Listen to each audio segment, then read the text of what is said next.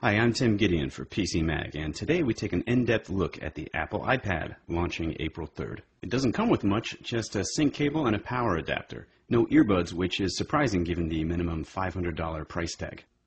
On the top panel, we have an earphone jack and microphone. That's not a reset pin. And this is the power button. And on the right panel, this switch locks the accelerometer for when you don't want the screen to shift when you move the iPad. Below it, volume controls. The bottom panel speaker gets pretty loud, but don't expect serious bass, and in the center, the 30-pin connector for docking and computer sync. Browsing with Safari is fun and intuitive. You can zoom in and out just like on the iPhone, and a control on the toolbar allows you to open the most recent or popular sites you visited with one tap. For the most part, pages load quickly, although on my 802.11g router at home, it's not always lightning fast. My only real gripe is no flash support, still, which means no Hulu, and some sites with animation won't load. The Mail app is easy to set up with support for Microsoft Exchange, Gmail, Yahoo, AOL, and MobileMe, but unlike the others, Gmail won't push your mail unless you set it up via Microsoft Exchange. Since Exchange can only run one account at a time, you wouldn't be able to access your corporate email if you did that. That's more of a knock on Gmail than the Mail app, however. Saving attachments like photos is easy. They get filed away in the Photo app. You can download Word documents sent via email and convert them to Pages files too. Pages does a great job of making a near identical file. You do your work, save, and send it out again if you want as a Word doc via the Mail app. I typed my entire review this way. Speaking of the Photo app, it looks amazing. Photos are organized individually or by album, and you browse quickly using this scroll bar. You can also organize by events or places, which drops pins wherever your photos were taken. A great feature for travelers and maybe private detectives.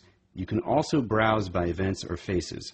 Look, this is our friend Liz. Hey, Liz. One stealth use for the iPad might be as a digital frame when you aren't using it for anything else. The 9.7-inch screen's 1024 by 768 resolution does wonders for high-res images. The screen size allows for more information to be displayed at once, hence the iPod app looks similar to iTunes on your computer. Clicking on an album will display full-size artwork.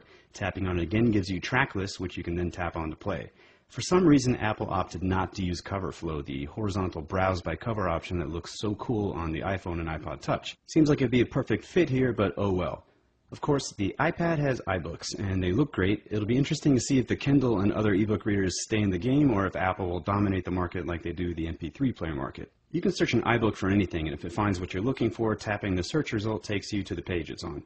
You can use the search tool for Google and Wikipedia results too. You can also copy images, create bookmarks by tapping and holding on a word, and later you can navigate by the table of contents or your bookmark list. You saw me make that one. The store is hidden behind the virtual bookshelf, and there will be around 60,000 titles available at launch. You can even download a book sample for free, just like I just did, and peruse a couple chapters to see if you like it. By the way, you have to download the iBook app. It's not preloaded on the iPad, but it is free. The Maps app is one of my favorites. Search a location and search for what you want to find there. In this case, bars near Yankee Stadium. Pins drop, you select one, and you get more info. You can even monitor traffic conditions on this app. Not bad. Keynote is one of 3 iWork apps. I'm not an expert with PowerPoint, but I made a presentation, granted a pretty weak one here, within a few minutes. Numbers is for creating good-looking spreadsheets. I found it a bit less intuitive than Keynote. And Pages, which we checked out earlier, was mindlessly easy. All 3 iWork apps are $9.99. We checked some beta versions of third-party iPad apps, and they're pretty impressive. The Marvel app will guide you bubble by dialogue bubble through a comic book if you wish,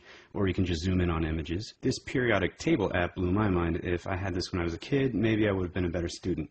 Maybe not, though, because I'd also have games like Real Racing HD to distract me all the time. This 3D driving game lets you put a custom skin on your car, and then you can use the entire iPad like a steering wheel. The sound through the speaker vibrates the iPad a bit when you're vrooming, and although I'm a terrible driver, I had fun with this one. There will be over 1,000 iPad apps at launch, and there are already 150,000 apps for the iPhone and iPod Touch that will play on the iPad. They just won't look quite the same. Madden 10's iPhone app magically looked better to me once I selected the world's favorite team, the Washington Redskins. Watching movies and TV shows on the iPad is predictably enjoyable. Tapping once on the screen exits the 720p HD mode, eliminating the bars and filling the screen. Scrub quickly like this to access a different scene, and you can access subtitles or different languages by tapping on the control panel. The YouTube app comes preloaded, and its content generally is low res, but still fun to have at your fingertips. If you have the iMac wireless Bluetooth keyboard, you can pair that with the iPad, which is a simple process, and you'll be typing immediately. But you cannot pair the Magic Mouse or any other mouse for that matter.